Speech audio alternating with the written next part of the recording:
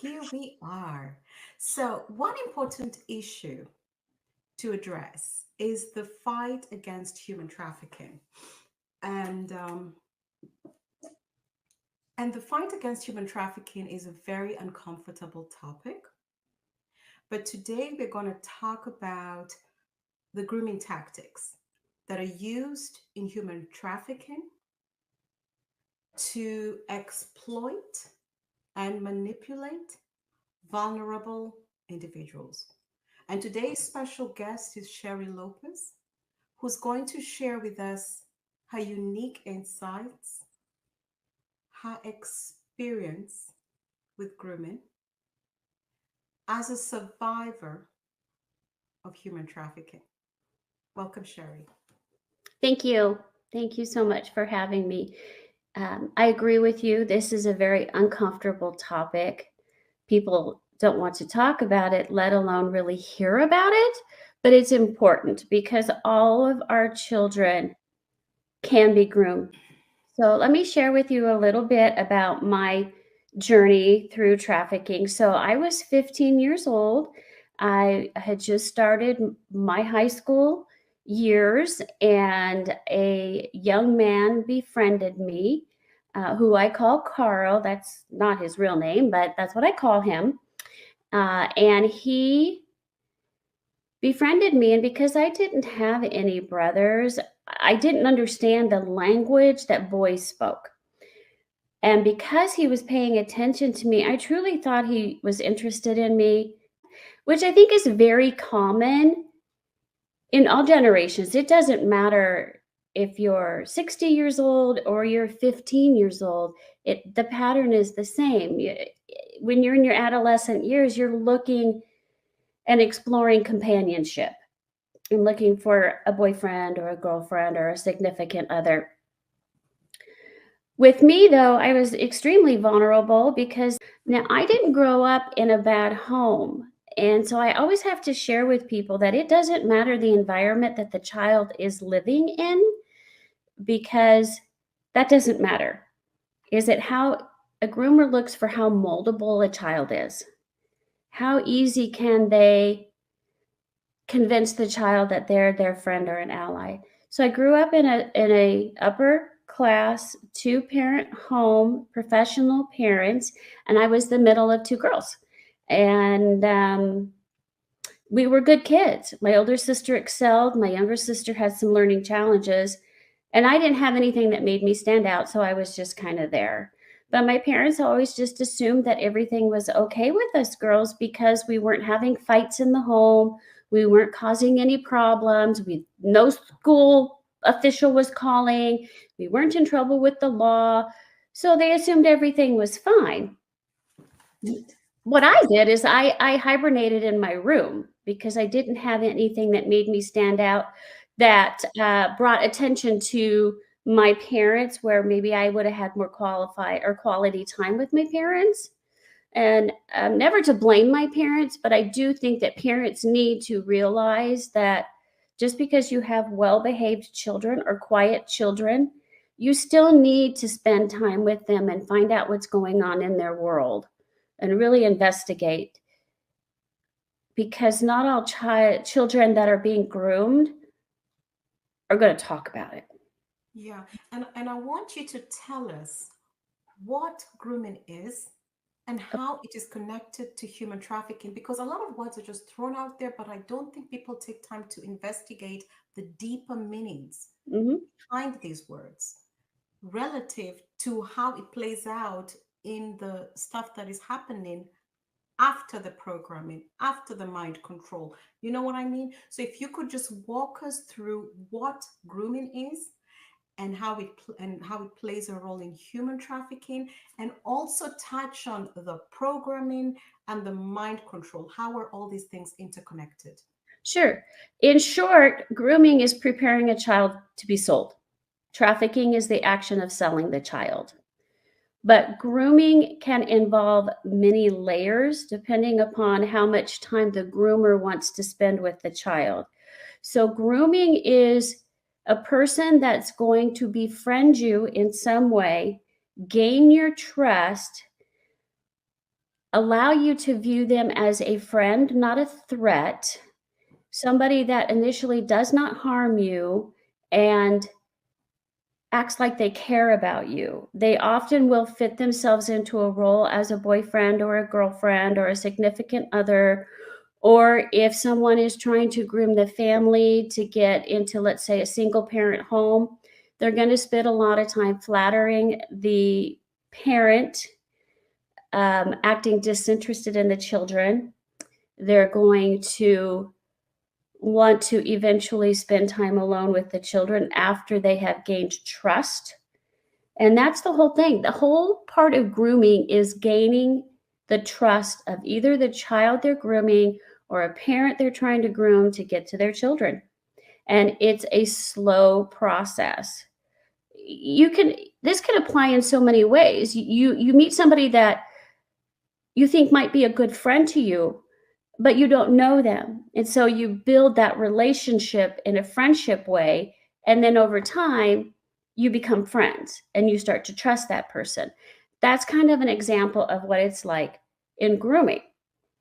So my grooming process was 3 months long.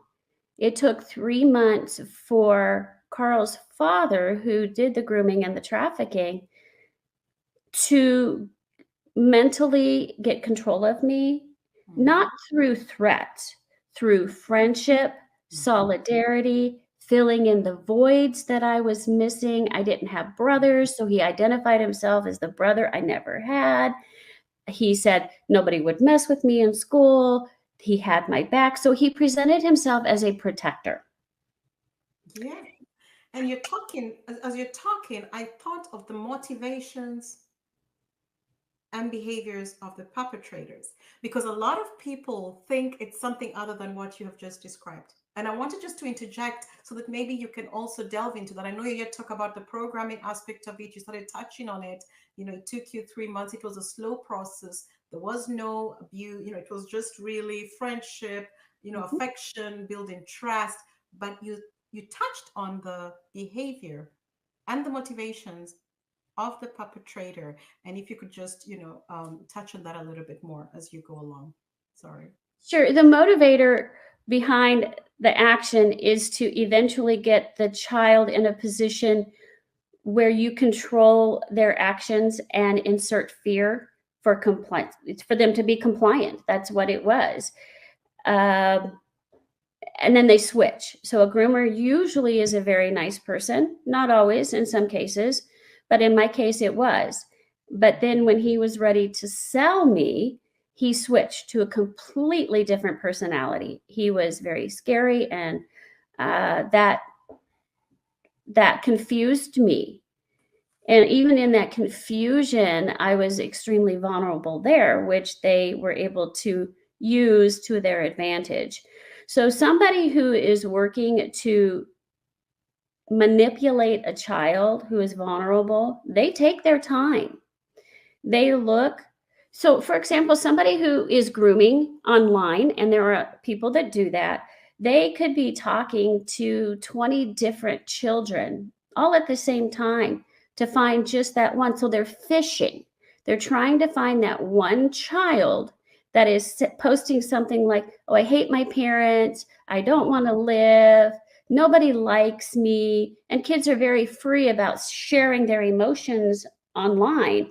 And so a groomer looks for those types of comments and then will start the process of trying to groom them to eventually meet and then traffic.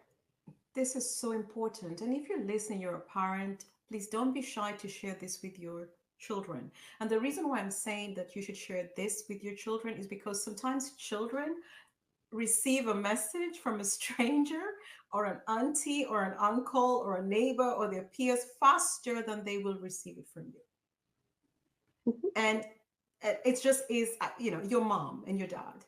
So she's really telling you what we know a lot of teenagers say. I mean, we all, every teenager looks at their parents like, you won't let me go to the party? I mean, really, I hate you, right? Right, right. But unfortunately, the groomers are already building a profile. This is very important, people. your temper tantrums, hormones, teenage hormones, the changes, hormonal changes going on, social media pressure. These kids are living in a whole different world. There. They're very vulnerable. And you mentioned something very interesting, which got me thinking about the cost of trafficking, because you said when he sold me, um, his demeanor totally changed. And I was like, okay, of course, because trafficking, maybe some people know it, some may not know, but trafficking is a very lucrative business. Hmm. The cost of human trafficking is very profitable. Can you touch on this and what it means to be sold? Because I don't think people know what is going on. When you say sold, you know what Right. I mean? They think, are you getting money? Are you getting a cut off? Are you getting, you know what I mean? What is going on? It's so hard to comprehend that another human will actually sell a human for profit. In this day and age, that's just it's uncomprehendable. But that's what's happening to our children day in and day out. So when you enter a trafficking phase, your trafficker, which is a nicer word for pimp, a lot of people can relate to the word pimp. So that person is the one that arranges so-called, they're called dates. So they sound like common terms that we hear every day. So the Mhm. trafficker will arrange a date, which means that an adult over the age of 18 is going to want to have sex with that minor. And then the minor is taken to the location. And Money by is minor, we're talking about what age? well, here in the US, age of consent is 18. So a minor under the age of 18. Anybody under the age of 18 is considered a minor. Yes, I don't know. Yeah, in the United States, it's that way. I'm not sure what the laws It is. varies in different countries in Europe. Some countries it's 16 and some it's 15, and some are fighting to get it lower. That's conversation for another show. Right. But But the yeah, fact is that money is being exchanged for the act of having sex with anybody. That is trafficking. It doesn't Mhm. matter truly if you're a minor or you're an adult. If somebody is controlling you through force, fraud, or coercion, and money is being exchanged, or it could even be drugs, it could be something else. It doesn't always have to be money that is changing hand from the person that's buying, let's say in this child, the child for sex, and the trafficker. So in my case, as a child at the time that this started, when I was 15, I didn't even see money exchange hands for a long, long time. I never saw any of that happen. But eventually I did when I was sold to other traffickers.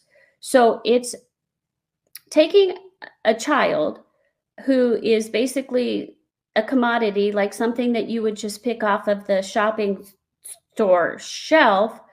A person puts it in the cart and says, "Oh, I want to buy that person."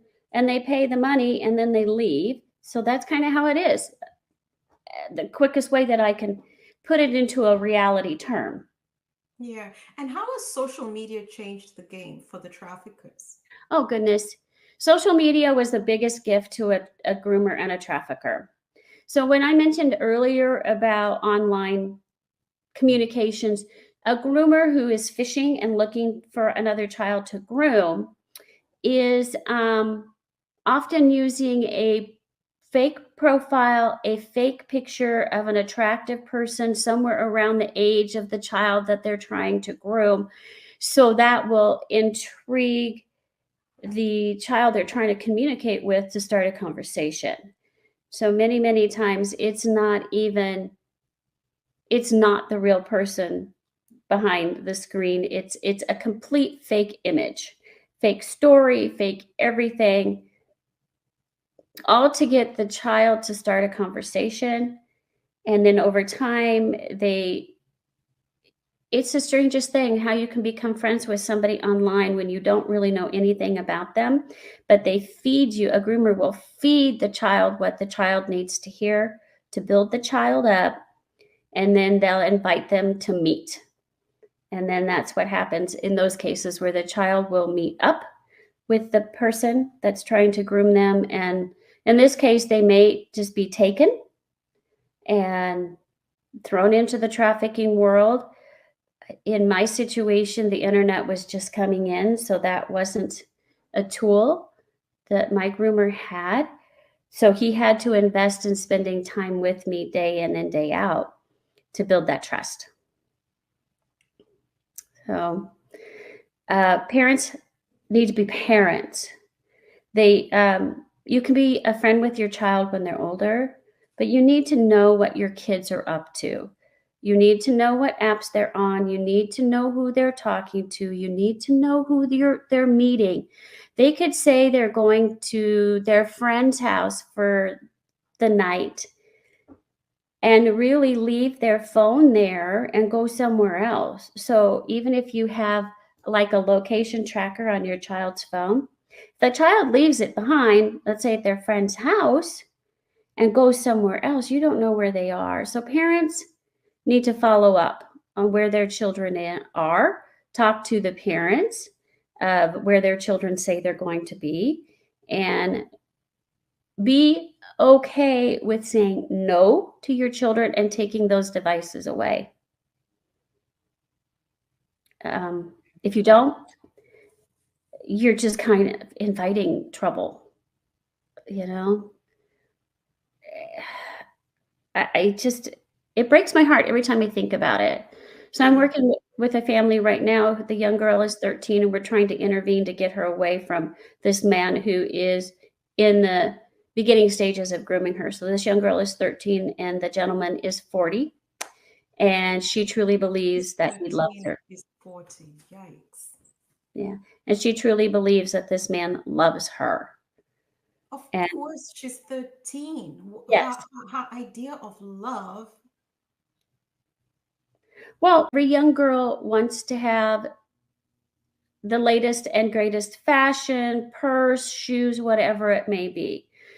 So a family often can't provide those things for their children. The parents can't. It's hard to raise kids financially.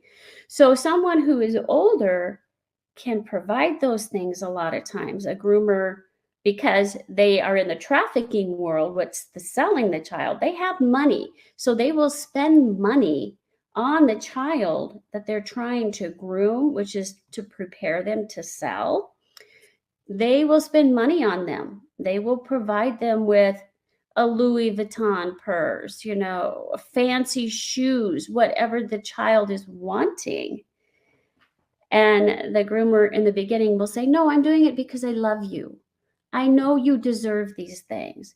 I'm sorry your parents can't take care of you. They can't give you these things, but I love you more. So I'm going to do these things to you and give these things to you and show how much I love you." And, every young girl wants to be told how much they're loved. And even young boys. I always refer to girls just because, that was my experience. But Mhm. it happens with the boys too. It does happen with the boys. And actually, yeah, we mentioned when we talked earlier that it's actually under documented, the boys. The grooming in boys is heavily underreported and underdocumented. This has Mhm, a lot to do with several factors, which we won't get into, but it is very much there. mhm, And you mentioned one technique, and that is gifts, buying expensive gifts. And you also mentioned trying to be like the parent replacement, this friend that you want your parents to be when they're busy parenting. So these are some of the techniques that they use, people. So pay attention. Also, young ones listening, and women as well, grown-ups as well. These are mhm, techniques can be used on you as well. Because if you have gone through a lot of trauma, heavy trauma, and you're in a very vulnerable state, or you have been facing financial difficulties, these people can still slide in. So this is we are focusing on the children because that is mostly Sheri's story. But you could also take this message and this knowledge for adults as well. And Sheri, I was just wondering as you were talking, are there special environments that is there like a are there like certain specific environments and areas that are more conducive for grooming and trafficking? Uh, it's hard to say. There's always the thought that if a child comes from a poor environment or is in what we call the foster care system, or they are runaway or troubled kids, that they're more vulnerable. And I agree, they are. But also at the same time, I don't want parents to become comfortable and think that, okay, my child doesn't fall into any of those categories, so I'm good. My kids are safe. This is not a threat to my family. And that's not true because, again, I came from a pretty wealthy home. I came from stability. I had what I wanted. I didn't, I had what I needed, I should say. I didn't always get what I wanted, but I had what I needed. I was well taken care of. I was not a runaway. I didn't get into trouble. So I don't want parents to think that, oh, okay, mom and dad are working, making good money, our child is not wanting for anything, that they too could not be groomed because they can. And I don't say this to scare parents, but to put reality into the fact that you need to pay more attention to what your kids are doing. You need to know who their friends are. You need to really stay on top of social media. That's where this grooming is happening now. Never allow your child to have any type of electronic device behind closed doors where you can't see what they're doing. I know a lot of homework is done on computers or tablets now. Well, have them do that in the kitchen or where you can watch what they're doing while you're preparing a meal. Take their phones away at night. Dock all of the social media apps. Let them charge in one central location or in the parents' room. The kids don't need them. And a lot of this stuff happens at night. So there is no reason that a child needs to be chatting to somebody at 11 o'clock at night in their room with the door shut. That's just an invitation for trouble. Sheri, I'm going to ask the question I'm sure you've been asked 1,000 times, or you have seen the manifestation of this perspective of people's lives, the perception that they are okay. This cannot happen to them. My children are safe. They are fine. They are raised well. We are not the kind of family that can be trafficked. Our children don't do drugs. They don't take alcohol. They're good. You know what I mean? Mhm. Why is this the case? And how can we make the parents get it? That people who are trafficked, I know you've shared your story, you've repeated it 3 times.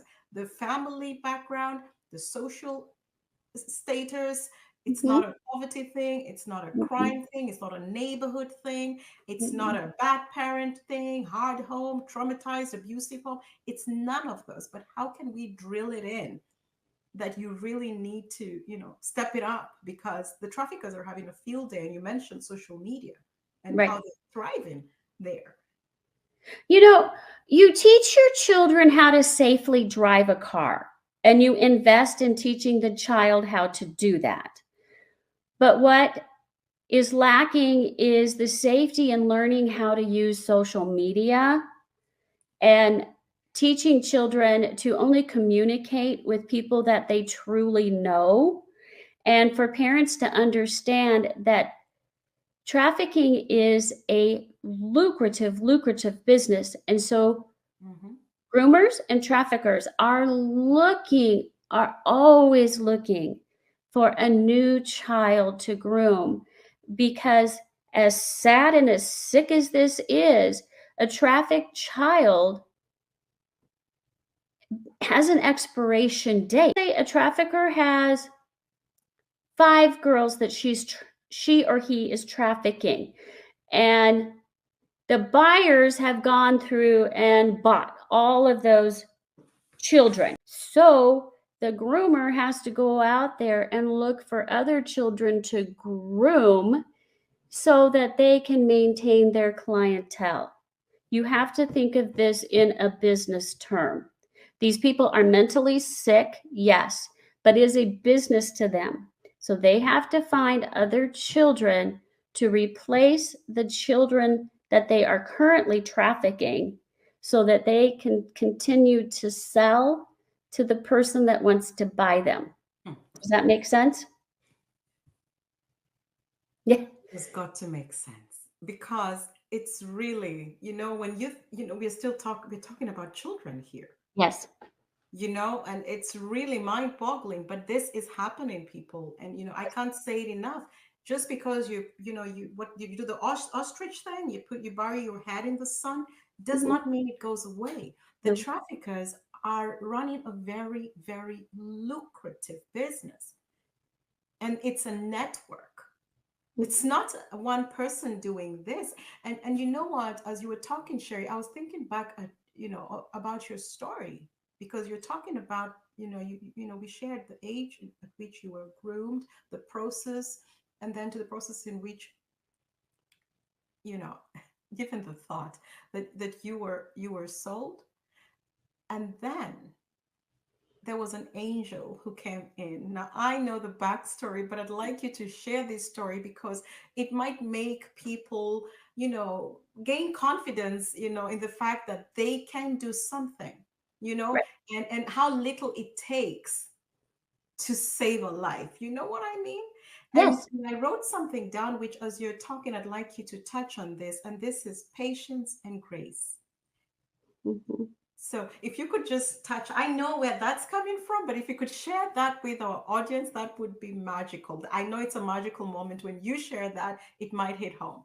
Mhm. Yes, absolutely. So starting groomed at 15, when I turned 18, I was sold to 3 other traffickers. So I had my expiration date.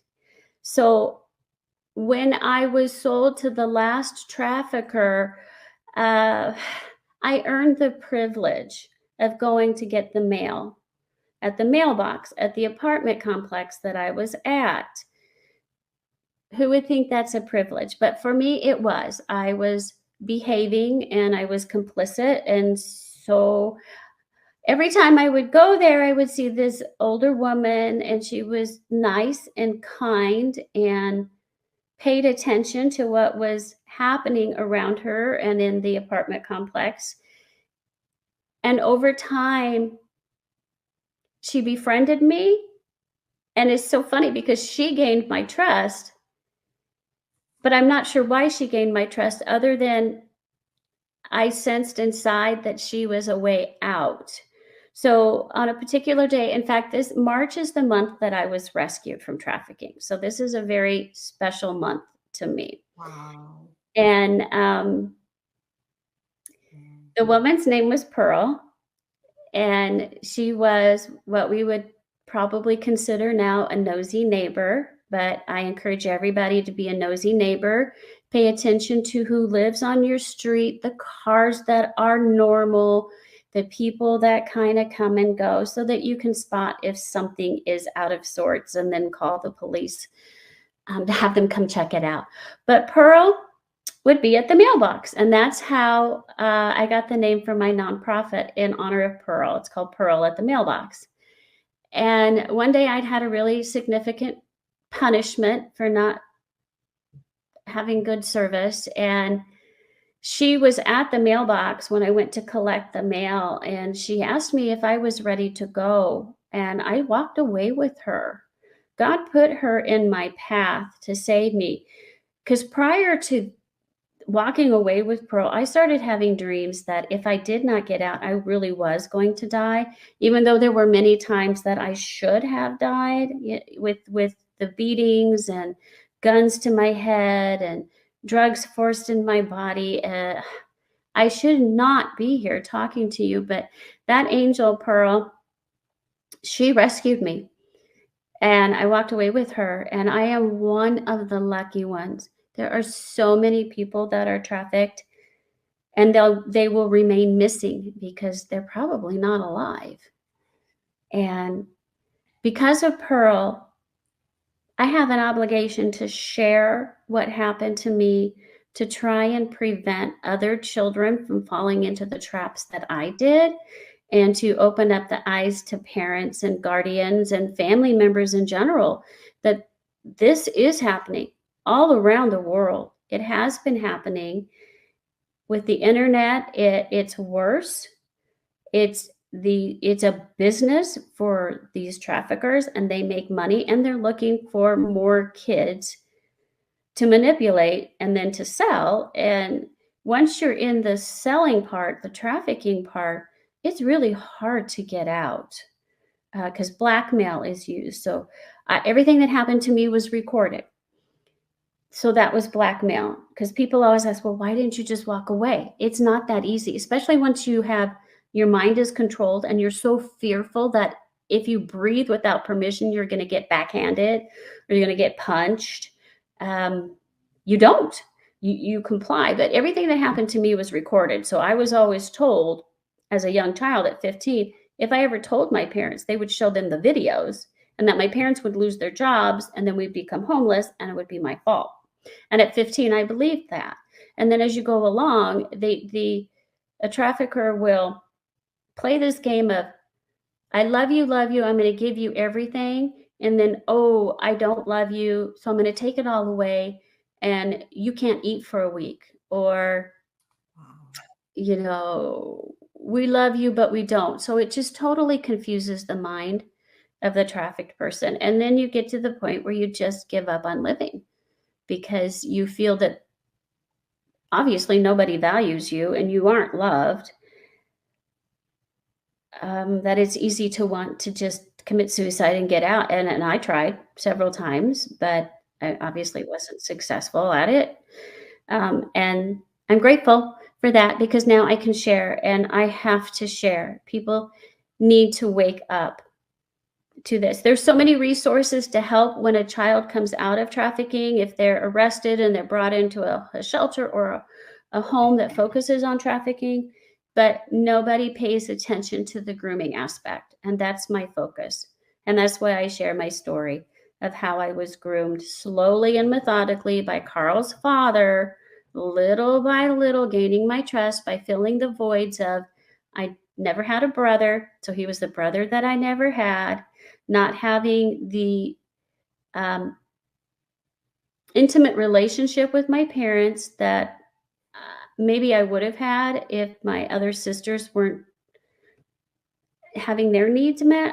I don't know how to explain that, but I know he what you mean, and he filled anyone that void. listening, yeah, they do, and a lot of parents today are constantly saying how busy they are. Yeah. Let me tell you, parents, you are not too busy to save your children from the horrors of this. Because Yeah. just because Sheri is brave enough to share her story, you heard her saying, March is the day that is the month that I was rescued. That means everything is still alive and Mm-hmm. well. The healing never stops. Yeah. The journey never stops. The journey to healing and peace. And that's why I want to talk about patience and grace, because this is so important.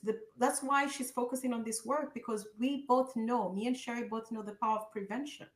Mm-hmm. Because once you are in the grooming, it's very hard to get out, because you're halfway in, then you're trafficked, and then the trauma begins, and then the psychological games, which she Right. started to touch on, the push and pull, the carrot and the stick. We all know these things that are used in psychology and training. So you have to really make a choice. Is your work more important? Because the healing journey never ends. And she mentioned something very important. Many never leave this kind of situation alive. Mm-hmm. She said, I was one of the lucky ones, but she also said something very painful, actually. She said, I tried to commit suicide several times. Mm-hmm. So we need to also be thankful to the people sharing their stories, because she can go into details, but we don't want, you relive through we have to also be sensitive here, because it takes a lot of bravery, a lot of commitment, a lot of healing to even sit here and talk for this long. Is very commendable. So parents, this is done from a place really of concern and care for the Mm-hmm. children, and sharing her story it's for you, but don't just take it lightly. Your children, like she said, they're recruiting many children. She didn't say a few children, she said many. So I really hope if you listen to this, like, please don't ignore it. No. Millionaires, their children are also trafficked. It's from extreme poverty to rich, wealthy. People are trafficked. It's not a joke. Mm-hmm. And maybe Sherry, you can share some of the red flags. The red flags that parents can see in their children's life. You touched on some. The children are alone in their room, locking themselves in their room. They don't want to engage with their parents. They feel they're not loved enough. There is no connection. But if you could just let the parents know verbatim, like, make it plain. Sometimes there's nothing specific, but things that you could look for is that your child might have an additional cell phone. They have new clothing items that you did not buy them, or they were dressed in one outfit when they went to school and they've come home in a different outfit. They have new friends that the child won't let you meet. Um, Gosh, they are asking to go to people's homes that you don't know, and the child won't let you contact the parents. There's children that just want to be on social media more and more and more, and they want to be on the chat features. Traffickers get to children through online games, through the chat features. So a child who maybe enjoys Roblox or Minecraft, and we're talking young children, um, they can be groomed through those apps by just asking a child to send a picture. Maybe not necessarily meeting with someone, but can you send me a naked picture? Oh Uh, my God. yes, In gaming if stuff? it has a chat feature, absolutely. They can go, anything that has a chat feature can have private chat rooms. And Oh a my goodness. I'm just thinking of how many children I know who are gaming right yeah, now. yeah, Please go yeah, on. I'm sorry. I just went like, whoo, I know. whoo. You, you, I'm serious. I went like, whoop. Okay. you think about, okay, so again, the groomer who's doing the part to prepare the child is using every resource possible to get to a kid. So where are kids? Kids are online. Kids are playing games. Kids are at the mall. Kids are shopping. They're going to be where the children are, and that includes the games. So, say your child's playing a game and they're wanting to play more often. Oh, I just need to complete this level, or I complete this level. Um, and a lot Yes. of young childs, even, I'm not just to say to minimize just an image, but a child may realize, oh, I sent a picture to this person, and they know inside it wasn't right, but they're going to be afraid to tell mom and dad. Yeah. They will be afraid to tell them. So parents need to say, seriously, if someone asks you for anything, nude, your feet, anything, a picture, just a picture in general of anything, please don't do it and tell us. That communication with the kids needs to be there, because a parent is fighting against just the normality of a teenager who thinks their parents don't know anything, to all of the environment of school and all the children are being exposed to in school through their friends, to somebody who's trying to groom them. So if a parent thinks that their child tells them everything, they're foolish. A child does not tell the parent everything that's going on. Of And course not. yeah, And parents, yourselves, when you were teenagers, did you tell your parents I know, everything? right, right, I mean, parents, you need to really get a grip on things. Like, get out of your little, I don't know what to call it. Think of yourself when you were a teenager. It hasn't really changed. It's just no. What's present itself changed? in a different way. And Right. social media has made it more Yep. complex and Yes. provided more. They're right in your home. You Right. know, back in the day, you had to go out. It was more Right. complicated. Parents Now. have a tough job. They have a really tough job because with the internet, social media apps, online games, there's always a new app coming up and being developed. So children are moving from one app to the other, to the other, to the other. And groomers are right there along with them. And it's hard to figure out these apps, especially if maybe you're in a generation where social media was just coming in. And so you don't really understand how apps work, or a particular app works. Because these kids, this is the generation they're in, they figure these things out very quickly and they know all of the features, and mom and dad don't know them. So it's really just about, hey, you got to get the phones, you got to get the apps, you got to get the tablets, you have to have all of that to kind of control it. You're the parent. Control that stuff as much as you can, because you're the gatekeeper of their safety. You Exactly. really are, people. Like, I wish they could know the seriousness of this stuff. It is so serious. And I'd like you to share with us some of the resources that are available should someone suspect, because we are using the terminologies and language that we're used to in the everyday life. I don't think people are going to be like, oh my god, I think this is grooming happening. You Right. know what I mean? They'll Right. probably say, I don't like what my child is doing on the internet. But Right. we know these terminologies, and that's another thing. Like, I'd like us sometimes to demystify these languages, because no, very few people are going to be like, oh, human trafficking is happening in my home.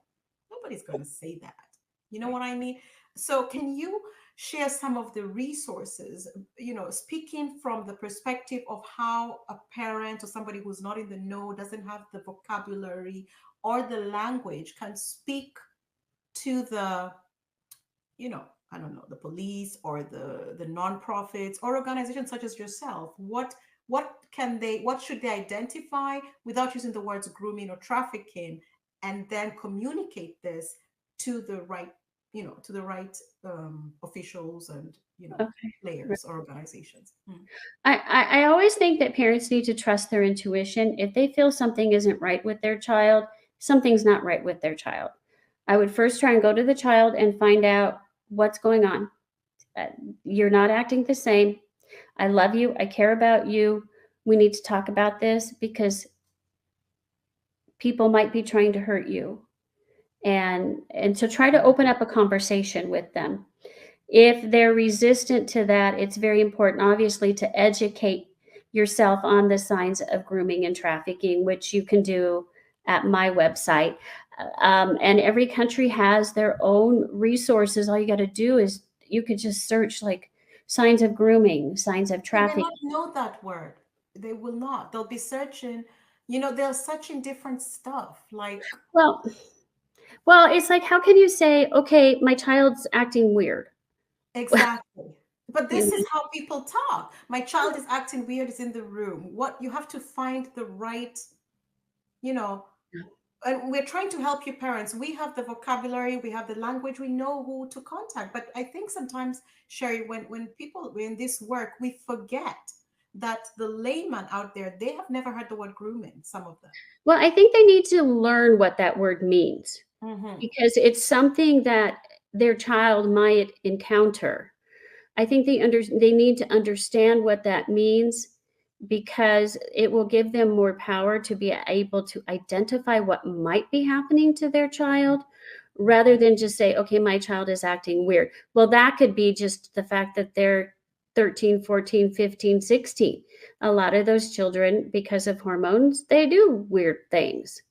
But if you sense that something is not right, you need to become educated on what grooming is, so that you are equipped to spot the potential signs of grooming and become accustomed to that word, because it's basically molding the child. It's like taking a child and it's preparing them for sale. So parents need to learn what that word means. It's And it not. can also happen peer to peer because we talked Absolutely. about the 13 and the 40-year-old. So we want, please, parents, it can also be peer to peer. Can you talk a little bit about this peer to peer grooming? Because you might Yes. just say, oh, these are just, Jack's friends and Mary's buddies, and grooming is happening in your living room. Right, absolutely. So grooming can happen among peers. If a And this didn't happen to me. I wasn't responsible for grooming other children. But if a child is being trafficked and they are still attending school, the trafficker will use the child, much like how Carl's father used Carl, to Hmm. find other kids. So the trafficker will say, let's say, Mary, you're doing such a great job, and I know you love all the things that I buy you, and I'll buy you even more things, or I know you really want this purse or this outfit. Can you bring some of your friends to the next party? And so Wow. that opens the door to having Mary invite more friends to the party, and then that grooming process of those kids can begin outside of Mary doing the grooming, but she's the one that's the facilitator. So that is happening in our Mm. schools. If there's and parents, it's foolish if you don't think that there are children in every school across this world that's not being groomed, then that you're mistaken, because that these children are in our schools. I mean, I went to school Monday through Friday, and I was trafficked on the weekends and over the summer.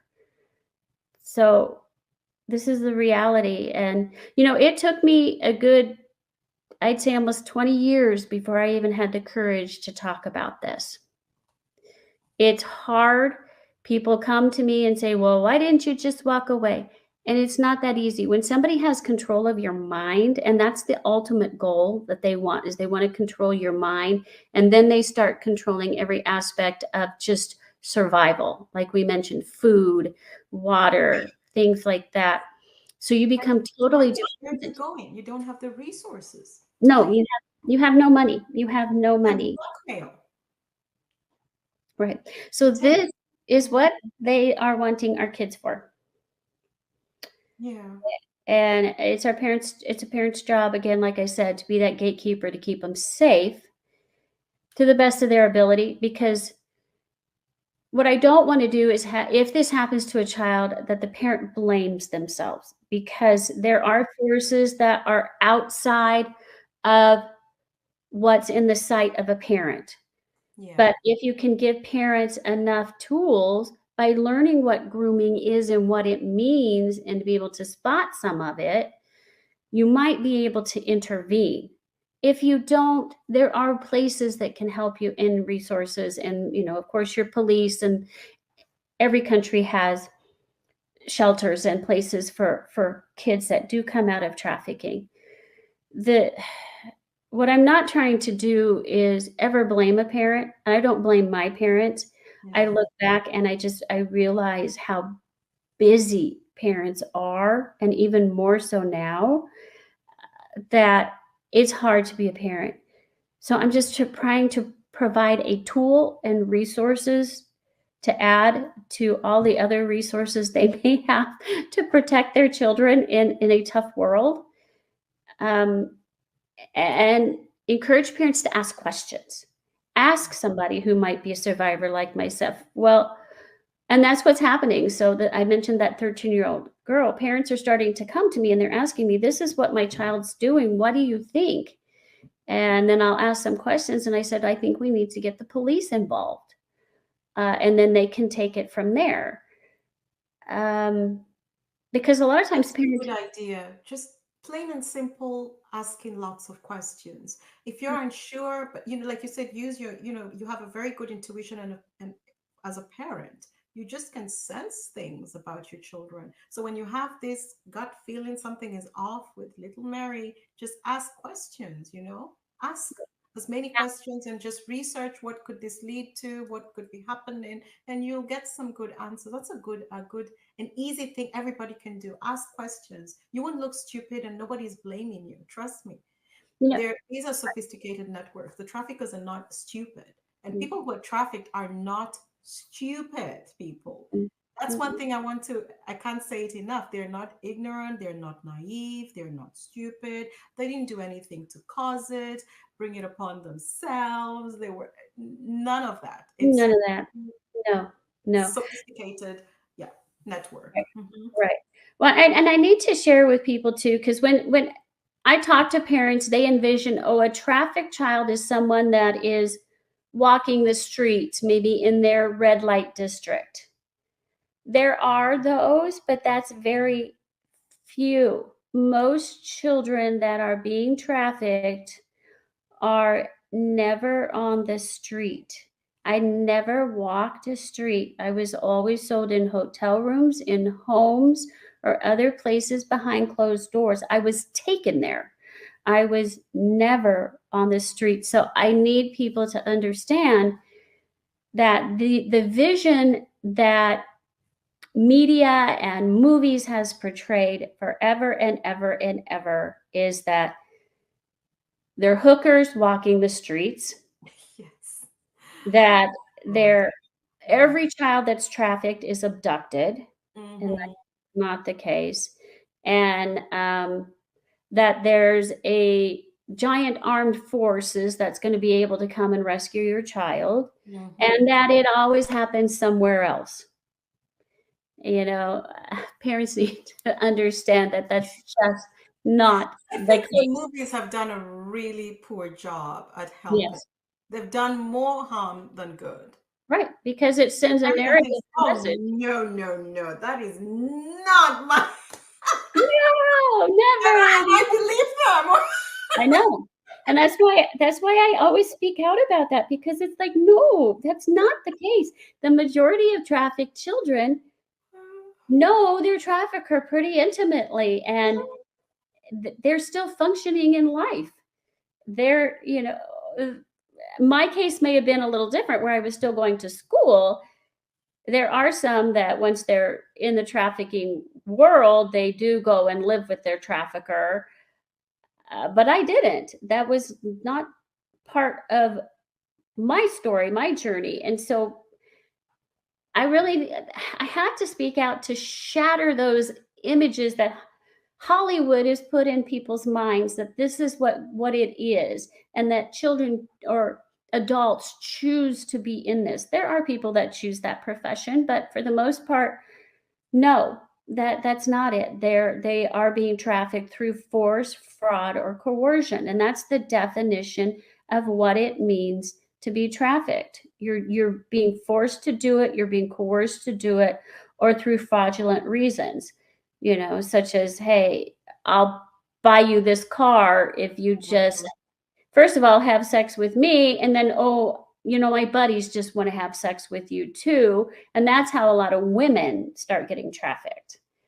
um, so that could be a long-term relationship, and then all of a sudden the guy realizes, hey, I can sell my girl and make money off of her, and because she's already bonded, let's say, with the boyfriend. And this happens, that can happen with the minors, but it's more with the adults. But this is a big dark world. Well, And Sherry, we can't say it enough. And I'm sorry, it's not all love and light. And the no, solution is not all love and light. I'm sorry. I know people want to hear this, Sherry, because people are desperate for good news. We want to win so bad. We want to break. It's all too heavy, but yeah, it requires participation. And to participate, you also have to have the knowledge and the awareness so that you understand what you're looking at, so that you correct. can identify it. And you can't do this thinking, oh, love and light. I'm There is sorry. I don't like to, bust people's no, bubble, but yes, it's not getting us. We cannot be like this. You know what I mean?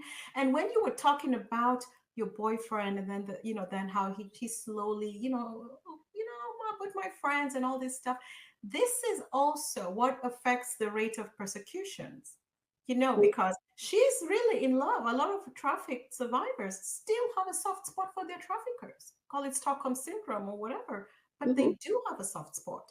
And when Yes. it comes to the evidence, it's very difficult because when the judge is asking questions and the lawyers are asking questions, they ask, was he ever good to you? Did he really? He said he took care of you and he fed you. Did he do this? You say yes. Mm-hmm. Did he buy you the clothes you're wearing? Oh yes. Did Mm-hmm. he pay for your rent? Yes. So a lot of cases crumble because of lack of evidence. The court system is looking at hard evidence. Right. And that's why we focus on prevention, people, because when you get out, it's such a process. The persecution, you may never get justice, really. Right.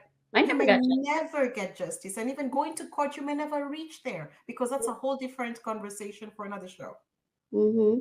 But Sheri, if I want to respect your time as well, but if you could touch real quick on legislation and policies, because I know you're working on something very interesting at the moment with Right. the yeah with that, and then if you could just tell my little crafty self the secret behind the beautiful posters and pictures behind Oh you. yeah, absolutely. So, um, I am very, so I am located in Arizona in the United States. So I'm very involved with our lawmakers.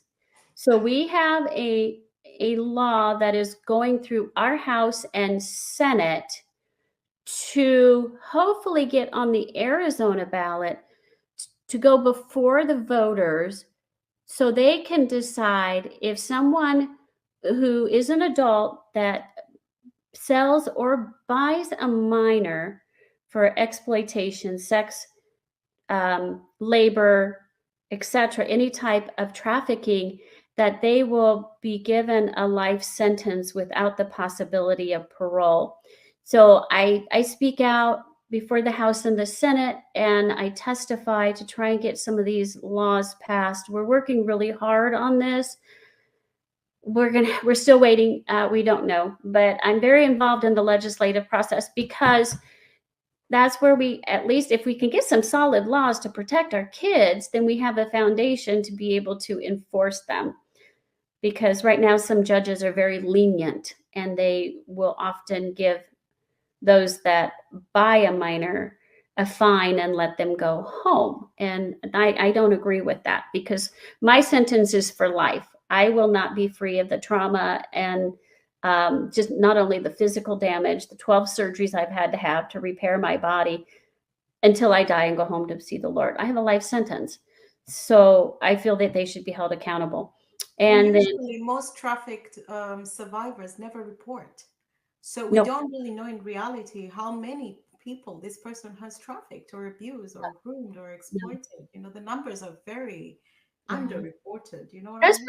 why I don't rely on statistics. If somebody Yeah. says No. statistics, that's just based on the people that have been reported or that are sharing their story. There are so many people out there that are being trafficked that, Then unidentified.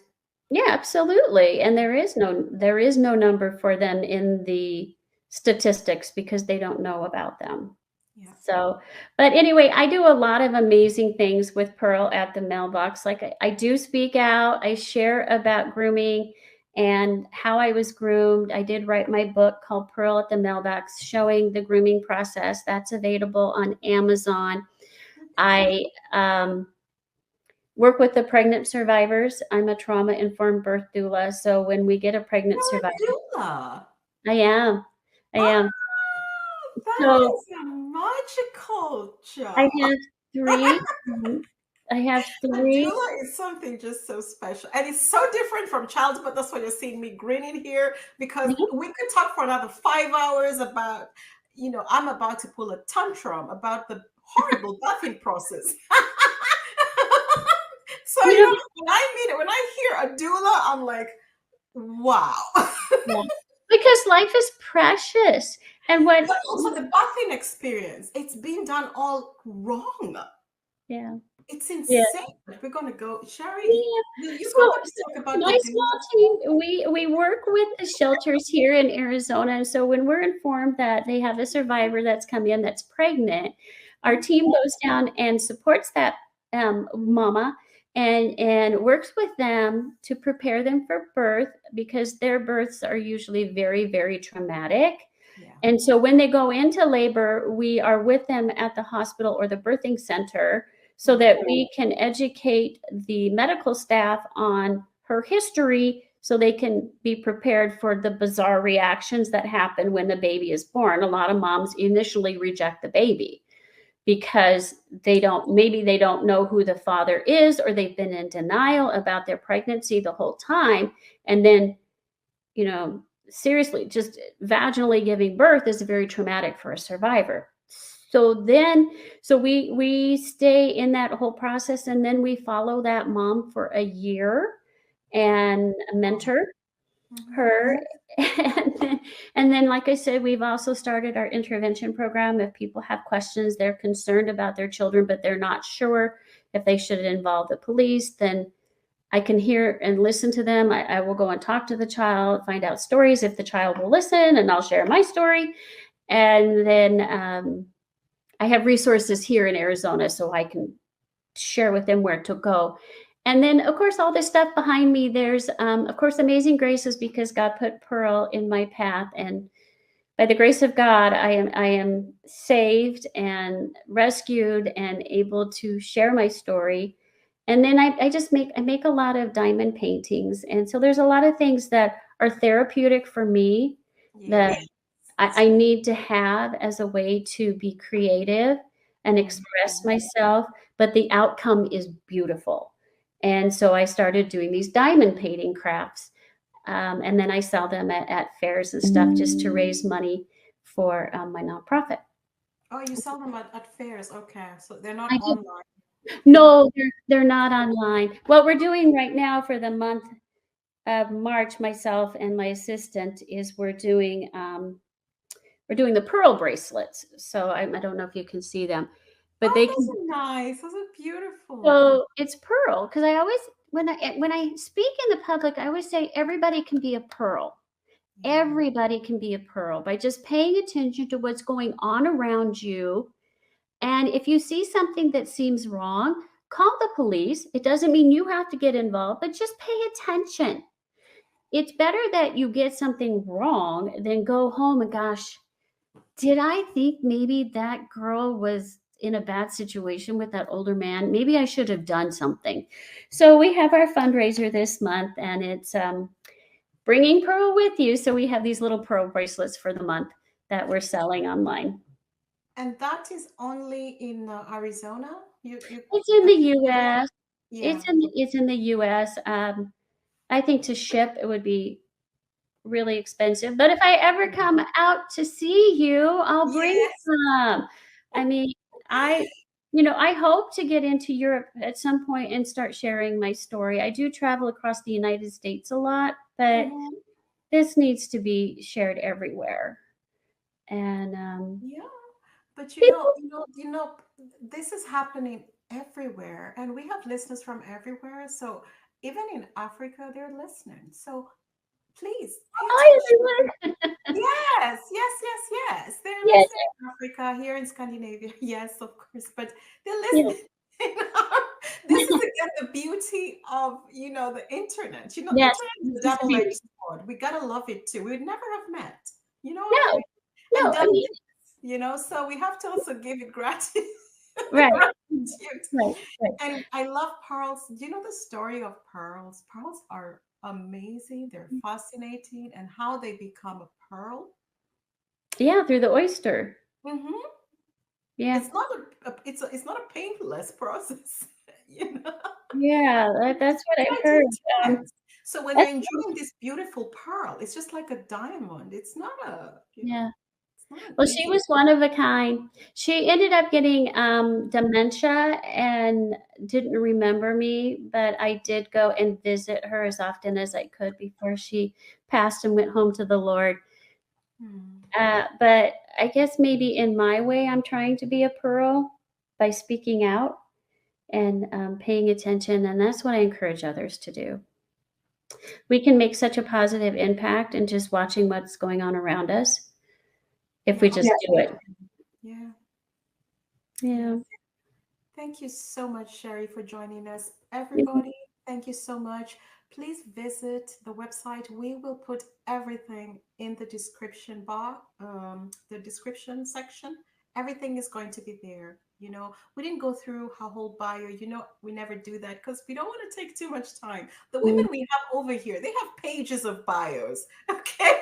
So if we start going through the bios, will take a lot of time. It will take a lot of time, and they have a lot to share, and we don't want to take too much time. Nowadays we I know our listeners would love us to leave make the interview a TikTok size interview, but it's not possible because the information has to be, it has to be detailed Right. because we're talking about life here. You can't do a microwave. There's no microwave solution to the seriousness of what is being shared today. And I think we've tried our best to put a lot into 1 hour. So we hope we have helped you all. When you watch this amazing conversation, thank you, Sheri, again. This is your story is something. And when I think of a 15-year-old, I know many 15-year-olds, they're really babies, maybe we're looking at a grown woman and we're forgetting the stories from a 15-year-old girl, Mm-hmm. and I'm thinking of a 15-year-old girl. It's intense. I know it is intense. I used to have a picture up that I would share with people, like, okay, this is when I was 15. But on my website, uh, Okay. there is a section that shows me, and you would never know. It was actually my senior high school picture. So at that time, I was almost 18. You would never know by looking at me that I was being trafficked. But I could see personally the innocence and the, oh gosh, what do I say? Vulnerability in that picture. I see it. So it's there. Your inner child. Yeah. Yeah. But thank you so much for this opportunity. I Thank really you so appreciate much, and I hope you will come back. it. And yeah, we'll connect later. Thank you to all our listeners out there. Please make sure to go to the website and connect. Just, take your time and learn as much as you can learn because it will help you identify things quicker, understand what you're looking at. Okay. Thank you so much and goodbye.